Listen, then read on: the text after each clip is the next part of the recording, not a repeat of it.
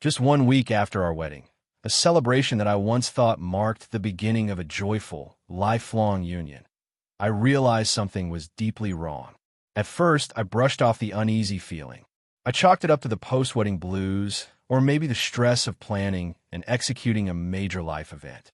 But deep inside, something told me that this wasn't just in my head.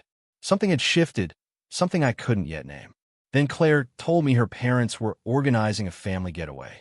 She said it would be good for us to relax, to spend time with them, to ease into married life with a little adventure. I didn't want to go.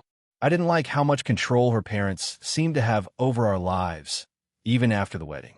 But I kept quiet. I didn't want to create tension so early on. I told myself I was being overly sensitive and agreed to the trip. When we arrived, Claire was distant.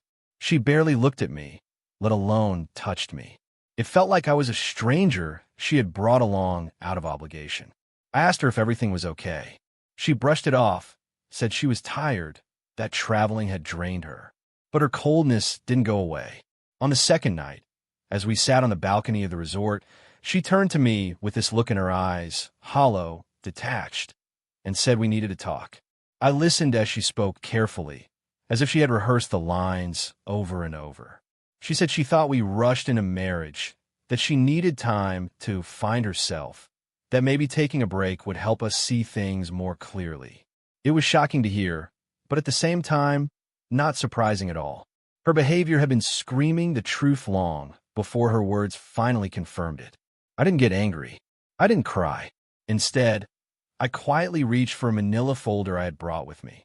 I had suspected something was off weeks before the wedding. Subtle changes in her behavior, odd phone calls, frequent trips she claimed were for wedding preparations. All of it didn't sit right. So I did what I had to. I hired a private investigator. I handed the folder to her and watched as she opened it. Photos, phone records, hotel receipts, screenshots of texts. It was all there. She flipped through them slowly at first, then frantically. Her face went pale. And then, finally, she looked at me, not with guilt, not with remorse, but with pure panic. I told her I knew everything, that her parents had introduced her to a wealthy businessman months before our wedding, that they had pushed her into pursuing him while still being engaged to me. They saw him as the better option, the more suitable match. More money, more connections, a higher social standing. To them, I was just the practice run, the mistake she was supposed to outgrow. What shocked me more than her betrayal was how deeply her parents were involved. They didn't just encourage the affair, they orchestrated it. They set up meetings, gave her excuses, covered for her. It was like a business deal to them, and I was simply the collateral damage. Even now, I don't know how I managed to keep myself together. I guess I understood something important in that moment. Reacting emotionally would only give them more control. So I stayed calm. I didn't yell. I didn't demand answers. I just told her I'd made a reservation for dinner tomorrow night at a fancy restaurant her parents liked to frequent. And I told her to invite them, and the businessman if she wanted. She looked confused, but I could see it in her eyes. She was scared. The next evening, I sat across from Claire, her parents, and their chosen one. Everyone smiled politely, completely unaware of what was coming. I waited until the waiter had poured the wine and stepped away before I pulled out the same folder again. This time, I passed it around the table. Her father went red. Her mother tried to speak, but no words came out. The businessman looked stunned, realizing he had just walked into a trap.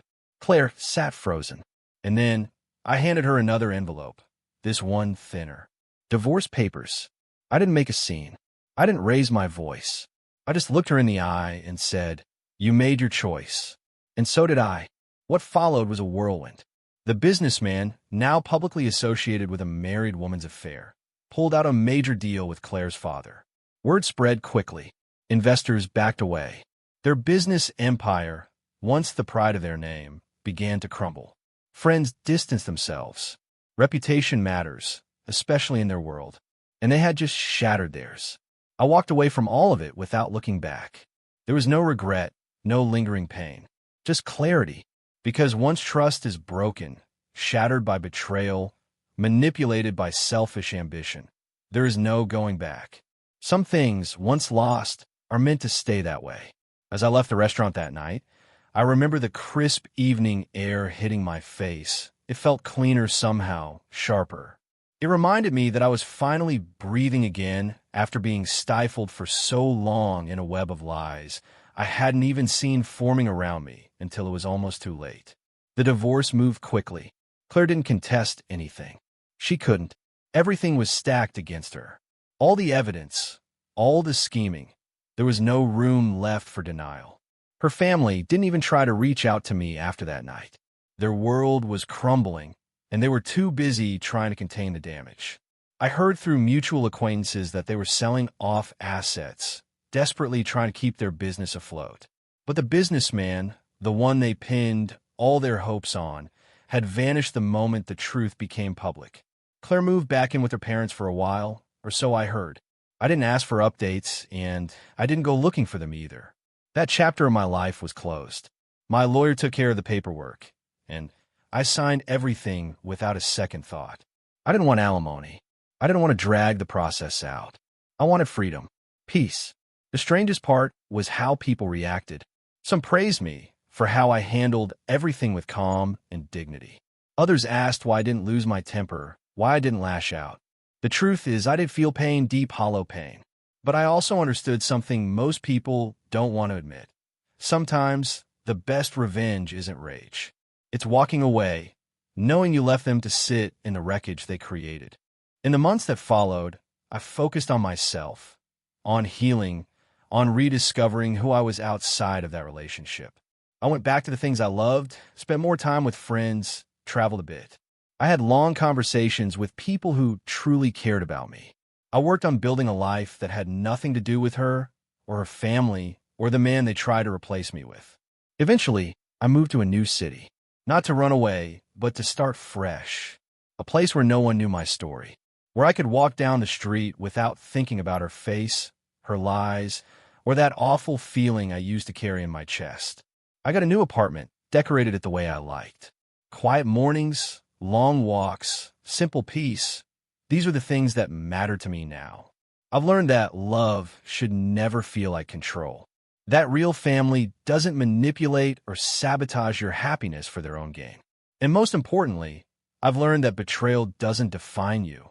It reveals who they are, not who you are. Sometimes people ask if I ever saw Claire again. The answer is no. I never reached out, and she never dared to. Maybe she's still living under her parents' influence.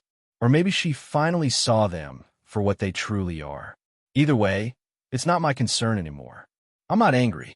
I'm not bitter. I'm just free. And that, in the end, is the most powerful outcome of all.